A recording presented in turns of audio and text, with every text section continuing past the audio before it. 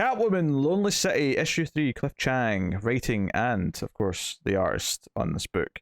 This is not the final book, because I wasn't sure. I knew one of these Black Label books were 4 instead of 3, and this is the 4, because this did not end.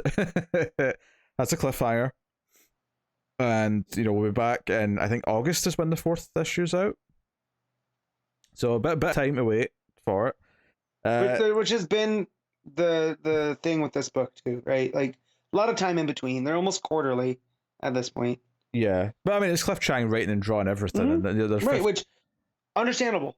Yeah, they're 50-page issues. I did appreciate there's kind of like a little premise on the credits page, which was just a nice refresh of like where we are, which I kind of liked, so I appreciate that. There's flashbacks in this issue to Selina's time in prison and her like befriending someone who wanted her help, and then that person seemingly being injured or killed by the end of it, and it being quite tragic.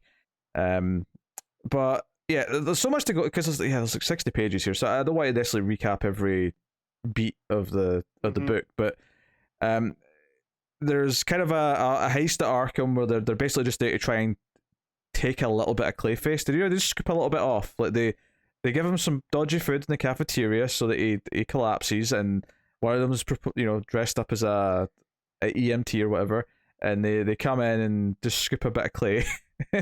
And the whole plan is that they're going to get into the Batcave, which is where the heist is going to be.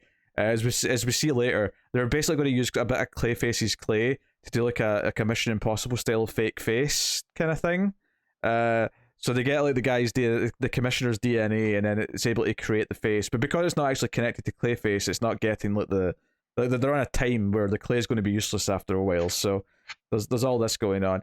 But there's a big tragic death when they're going away from Arkham. They do get chased by authorities, and they end up in the tunnels. The Bat Cops are coming for them, and it's Killer Croc's holding up this wall so the rest of them can escape.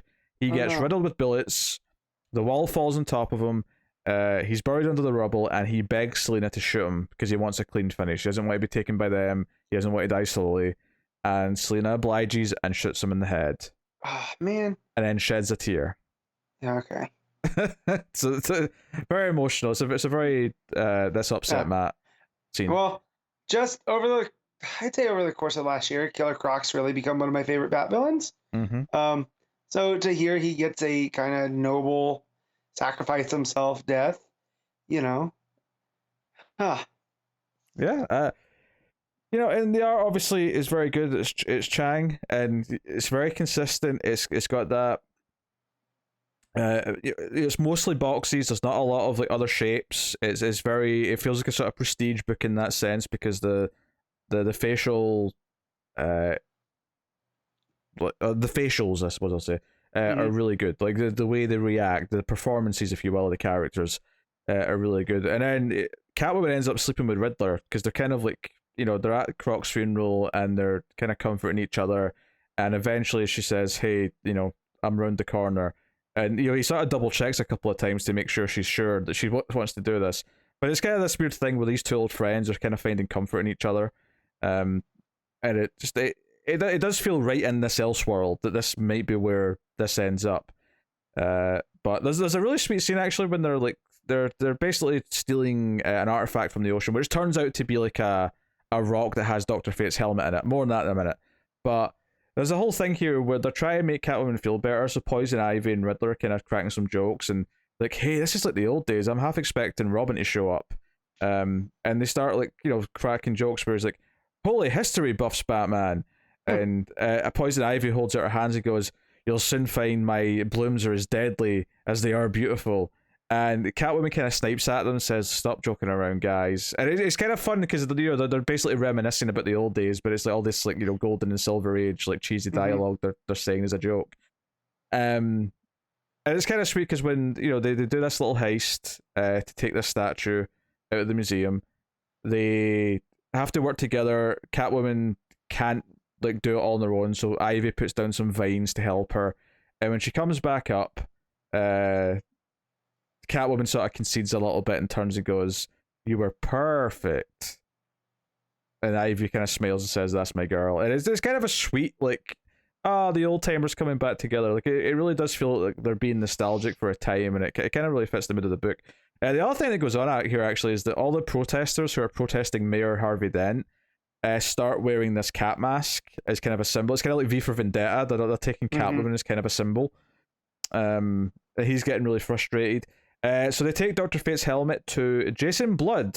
They want Jason Blood to help because they don't have Croc anymore, so they have to try and like figure it out. And the thinking here is that Etrigan is going to replace what Croc's role in the plan was going to be, which the makes muscle sense. of a Yeah. creature, yeah. But Ivy starts to get worried that people are in danger because Croc died. She's even a little suspicious because some Bat cops find them at one point, and she's worried that someone actually turned them in, and even suspects it might be Riddler. So she says, you know what, to make everything as safe as possible, I'm like cutting half the people, and it's just going to be her, Ivy, and Jason Blood, basically, doing the heist. And they have to rush it when they weren't prepared for it, because the clay is going to like fail. So Riddler and his daughter and like the young guy who was like the costume person's like nephew or whatever, like they're all told to leave. I'm sure they're going to be back in issue 4 though, and it's kind of sad when they're told to leave. The little sort of bickering fight that Riddler and Catwoman have, it feels really awkward, and you can just like see like his daughter in the other room just sort of like standing there like upset and awkward. You really feel kind of the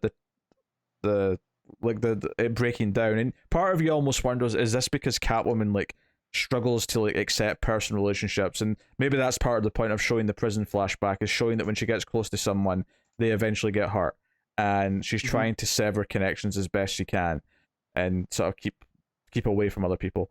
And there's a lot of stuff in this issue as well, especially where she's kind of talking like she needs to just last a few more days, like another week, to get this heist pulled off. It doesn't matter if her body gives out after that, which kind of sounds like, you know, she doesn't care if she dies once she pulls off what she's trying to do. Because, you know, she's getting like these injections from Leslie Tompkins. She's like, hey, like, you can't have any more of these. You're getting too many of them. And she's like, I just need to hold out a little bit longer. And it all feels kind of like, oh, like she might go out here. Like this story might end with her dying. Two-Face is getting pissy because there's all these like protests against him. He's putting like military police out in the streets with tanks and shit. The whole thing's really, you know, going to a boiling point. The big end of the issue though is them going to do this heist. Jason Blood wears the mask, pretend to be the commissioner to get the cops going. The cops though, one of them's a little suspicious and calls it in though, so it doesn't seem like it's completely worked. So they're probably going to show up and like interfere with the plan. But the end of the issue is that they ask Jason to, you know, bring out the demon, bring out Etrigan, and so he does. And the portrayal in this is actually quite horrific, because he says that, you know, every time requires a bit of a sacrifice. So you actually see his like body burn and his bones fall to the ground, and then a puff of smoke happens, and you know Etrigan's there. So that's the end of the issue. Is Etrigan like holding up Catwoman by the neck, and Ivy by the neck as well. So it's a big ending. Etrigan's obviously a big character to bring into it, in this way. I think what works for me in this is just how invested I am in all of the character stuff. It's all the personal relationships, and Ivy's kind of like, you know, the Catwoman Returns kind of vibe that we're getting from this, where it's her last hurrah, and not to compare it to Dark Knight Returns in the context of the story or anything, but just you know, I'm thinking this is her Logan. This more than anything, I suppose, is a better thing. You know, it's her last ride, almost. Yeah. So I think that feeling is really there in this, and it really feels like she's, you know, forging, looking back at relationships, but then shying away from them, and it's kind of her going through her cycles that make sense for the character.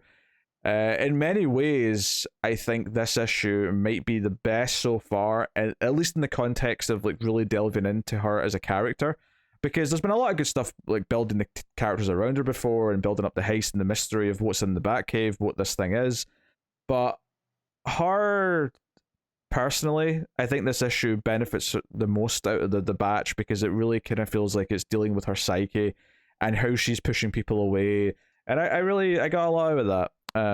And it being triggered again because Croc is killed. And I know it's a decent scene, you know, and they've made Croc very likable in this story. It's really good. So, it's a good time. It is a long read to, obviously it's a big issue, but that's why it's not because it's not long per page. It's just a lot of pages. Right. So you're at about 150, so it'll be 200 pages all in when it's all done, which is a nice book. When when it's all wrapped up. I would recommend it. I think I was pretty positive anyway in the first 2 issues, but I think now that I've read 3 out of 4, I'm quite happy to give it the seal. Yeah, once the trade comes out, I'll probably give it, since I missed the first issue. But yeah, it does sound something up my alley, But yeah, now another Croc dies. Oof. Yeah, I'm ready to be sad. Yeah. I mean, it goes to his funeral. They're at the bar, and there's like a bunch of like low-life criminals, all like giving him a eulogy and saluting him and all that. So there's a lot of sweetness in there. So yeah, Catwoman Lonely City is definitely worth checking out, as a lot of the Black Label books have. I'd probably give this issue, probably just a nice solid 9. Like, it's just really good. There's not a lot to fault in it. The characterization is obviously a little different because it's an Elseworld and it's in the future, but it feels very natural to Selina, and it feels like everything fits. And her accepting this new kind of family that she's been kind of building in the next issue, when she brings back in Riddler and his daughter and the young guy, like, that should feel quite sweet when it happens. If it does happen, then I'm hoping it does. I'm sure they'll still factor out the story in some way if that's not that, but it should be good.